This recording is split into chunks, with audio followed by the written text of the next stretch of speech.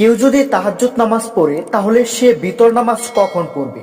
প্রিয় দর্শক, অনেক মা বোনেরাই আমাদের কাছে এই প্রশ্নটা করে থাকে। তো আজকের ভিডিওতে জানাবো তাহাজ্জুদ নামাজ যদি কেউ পড়ে তাহলে বিতর নামাজ কখন পড়তে হবে। তাই ভিডিওটি না টেনে সবাইকে সম্পূর্ণ দেখার অনুরোধ রইল। প্রিয় দর্শক, প্রথমেই জেনে নিন তাহাজ্জুদ নামাজ কি। তাহাজ্জুদ নামাজ হলো রাতের বিশেষ নফল নামাজ। ঈশার নামাজের পর ঘুমিয়ে আবার উঠে যে নামাজ পড়া হয় তাকে তাহাজ্জুদ নামাজ বলা হয়। আল্লাহ তাআলা কুরআনে বলেছেন, রাতের কিছু অংশে তাহাজ্জুদ আদায় করো, এটা তোমার জন্য অতিরিক্ত ইবাদত। সূরা বনী ইসরাইল ৭৯ নম্বর আয়াত।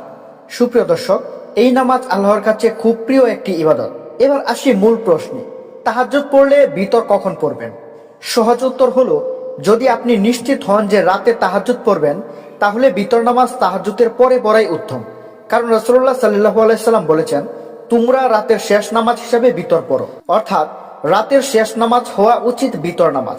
তাই যারা তাহাজ্জুদ পড়েন তারা সাধারণত শেষে বিতর নামাজ পড়ে থাকেন। প্রিয় দর্শক, যদি আপনি তাহাজ্জুদ পড়তে চান তাহলে এইভাবে করবেন। ১. প্রথমে ঈশার নামাজ পড়বেন। ২. চাইলে তখনই বিতর না পড়ে ঘুমিয়ে যাবেন। ৩. রাতের শেষ অংশে উঠে তাহাজ্জুদ নামাজ পড়বেন। ৪. সবশেষে বিতর নামাজ পড়বেন। এটাই সবচেয়ে উত্তম পদ্ধতি। তাছাড়া অনেকেই ভাবেন, আমি যদি রাতে উঠতে না পারি তাহলে কি করব। তো সেক্ষেত্রে ইসলাম খুব সহজ সমাধান দিয়েছে। যদি মনে হয় রাতে উঠতে পারবেন না তাহলে ঈশার নামাজের পরেই বিতর নামাজ পড়ে নিতে পারবেন। এটাও সহিহ এবং জায়েজ। ধরুন আপনি ঈশার পরেই বিতর পড়ে ফেলেছেন, তারপর রাতে ঘুম থেকে উঠে তাহাজ্জুদ পড়তে চান, তাহলে কি সমস্যা? এই প্রশ্নটাও অনেকে করে, মানে তাহলে কি হবে? দেখুন, এটা কোনো সমস্যাই না, কোনো সমস্যা না। আপনি তাহাজ্জুদ পড়তে পারবেন, কিন্তু আরেকবার বিতর পড়বেন না। কারণ রাসূলুল্লাহ সাল্লাল্লাহু আলাইহি সাল্লাম বলেছেন, এক রাতে দুইটি বিতর নেই। তাহাজ্জুদ পড়লে উত্তম নিয়ম হচ্ছে ঈশার পরে ঘুমানো, রাতে উঠে তাহাজ্জুদ পড়া, সবশেষে বিতর নামাজ পড়া।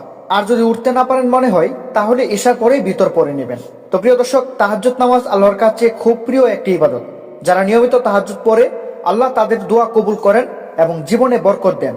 আল্লাহ আমাদের সবাইকে তাহাজ্জুদ নামাজ পড়ার তৌফিক দান করুক, আমিন।